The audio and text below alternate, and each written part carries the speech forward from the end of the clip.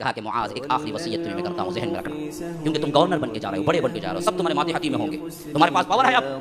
دیکھو یاد رکھو، ایاک ودعوۃ المظلوم فإن بینہ وبین اللہ حجاب۔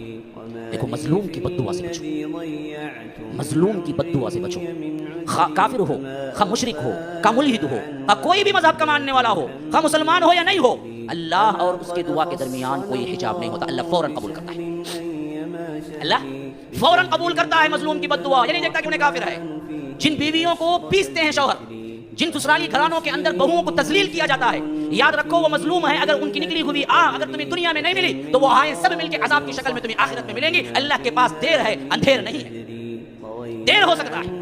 جن جن گھروں میں بہوؤں کو لا کر جیٹ اور ننن کے کپڑے دھلائے جاتے ہیں، جن جن گھروں میں کیا ہے کام والی سے بدتر سلوک کر کے بھی کیا ہے انہیں کھانا تک برابر نہیں دیا جاتا ہے، جن جن گھروں کے اندر آپ کو تمام کام تقسیم ہوتے ہیں صرف بہو کے لیے، خود اپنی بیٹی ننن کے لیے نہیں ہوتا ہے، اللہ کی قسم یاد رکھو ان کے زبان سے نہیں ان کے دل سے نکلنے والی آہ کو بھی اللہ بغیر کسی رد و قط کے قبول کرے گا، اور وہ آہیں یا تو تمہیں دنیا میں برباد کریں گی یا آخرت۔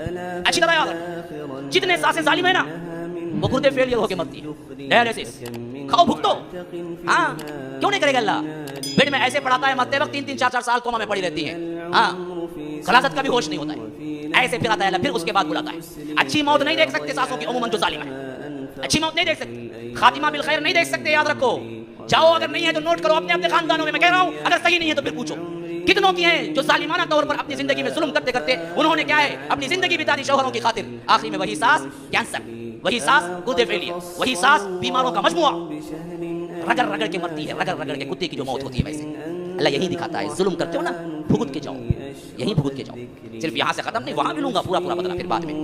ہاں ہم نے معمولی سمجھ رکھا ہے معاشرے کو، اللہ دیکھنے والا نہیں ہے۔ اللہ تبارک و تعالیٰ ظلم پہ کیسے راضی ہو سکتا ہے؟ ہم نے خاندانوں کی باغ دوڑ ہی ظلم پہ رکھی ہوئی ہے، خود کی بیٹی ہوتی اس کو ایک کام نہیں گھر میں، نہیں میری دلہن آتی اس کا پورا کچن سنبھالنا، یہ کون سا انصاف ہے؟ وہ آئی بیوی تمہارے بیٹے کی بیوی بن کے آئی، تمہارے خاندان کی نوکرانی بن کے آئی، کس شریعت نے ان پر پورے خاندان کی ذمہ داری ڈالی؟ کون ہے؟ لاؤ ایک حدیث پیش کرو، خاندان کی ذمہ داری کس نے ڈالی؟ شوہر کی اطاعت کی ذمہ داری ڈالی۔ اخلاقی طور پر ساس سسرے کا کچھ خیال رکھ لیتی ہے تو اچھا ہے، اخلاقی طور پر وہ بھی، قانونی ذمہ داری نہیں، قانونی ذمہ داری شوہر کی بس۔ لیکن یہ بدبخت اس پر اندھی پٹی ایسی بنتی ہے کہ جو ماں بولے کرو جی وہ، جو تمہاری بہن بولے کرو جی وہ، نہیں تو ناراض ہو جائیں گے۔ تو یاد رکھو تجھے ماں کے ناراض ہونے کا ڈر ہے، اللہ کے ناراض ہونے کا ڈر نہیں۔ اللہ تبارک و تعالیٰ چھوڑ دے، اللہ تبارک و تعالیٰ اس کو معاف کر دے گا، اللہ تبارک و تعالیٰ اس زندگی سے رفع و درگزر کر دے گا، نہیں، اللہ اپنے طور پر کوتاہی گناہ ہوتا ہے تو معاف کر سکتا ہے۔